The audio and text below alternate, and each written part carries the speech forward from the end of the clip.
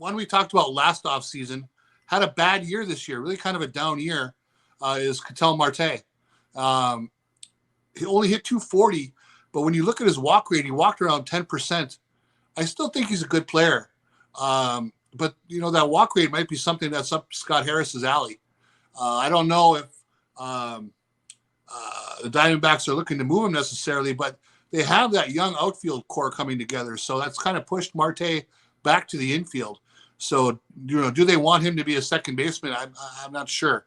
Another guy who's very quiet on that roster that I like is Stone Garrett.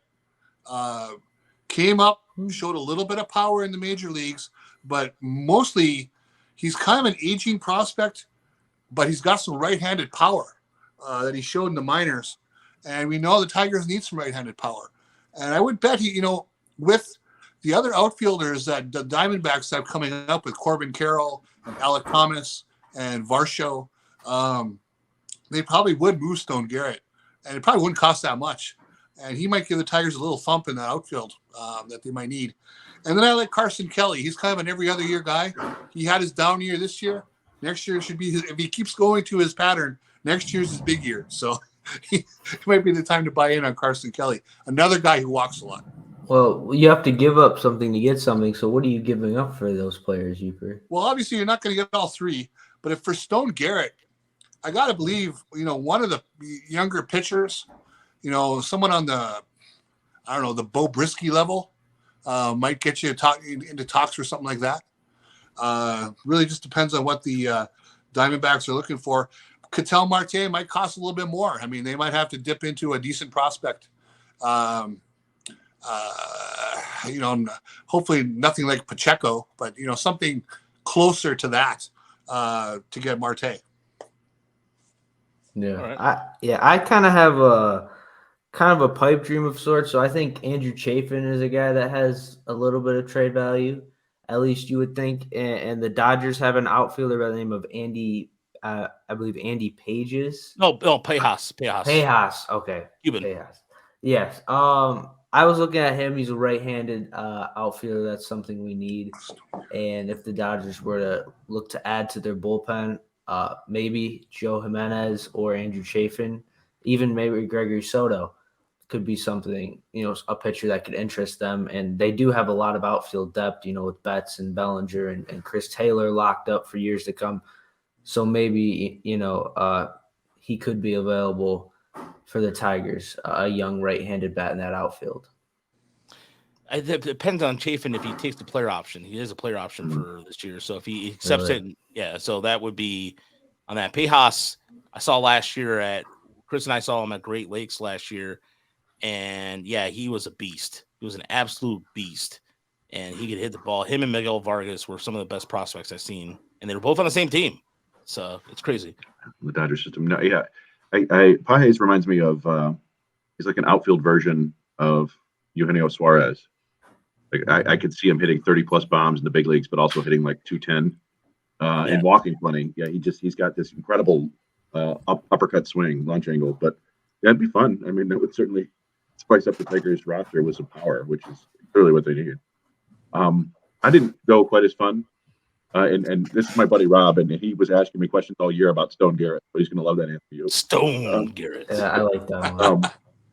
I was looking at Josh H. Smith of the Texas Rangers, who was actually drafted by the Tigers out of high school, but went off to LSU for a few years. And there's nothing like super sexy about his profile. I want to say he hit like 6 home runs in the minors this year and hit 290, I think, in AAA, and then came up to the majors. He was in the majors for like 75 games and he hit under 200 with not a ton of power. But there were a couple things that kind of intrigued me. He did play multiple positions. He played third. He played the outfield. He played a little second. He played a little shortstop. He's left-handed. He's an above-average runner. He graded out as an above-average defender. And for a guy in his MLB debut, he walked over 11% and struck out under 20%. So he's a guy who, he's not dominating the strike zone, he certainly controls the strike zone. The big concern there would be, does he hit the ball hard enough to make the impact? But to me, that's like, you're not breaking the bank for an interesting younger guy who might not be a cornerstone for the Rangers, and you offer him something similar, like a Bo Brisky, right? Like good arm, good fastball, good changeup. Probably not more than number 4 starter, but there's value in that. I don't know. It seemed like a 1-to-1, a decent trade there for a couple of young guys. But yeah, I mean, that's nothing super crazy, right? You're not trading for a future All-Star. Probably you're just getting a decent guy who I think could be a quality kind of a Willie Castro, but with walks, if you will. One guy that just popped into my head was Jonathan India of the Reds. Another right-handed bat. I believe he can play some outfield too. And the Reds, I mean, they're in full fire sale mode, so maybe you could give them a young arm. I think India could be a bounce back candidate for us as well. So the Reds have a ton of infield prospects coming up. I was just gonna say they're stacked in that, and they're also stacked in they have some really good intriguing arms too, as well. So as far as I was going, and this is a drum that I've been beating. So this one people may sound familiar to people who follow me on Twitter and seen what I've written.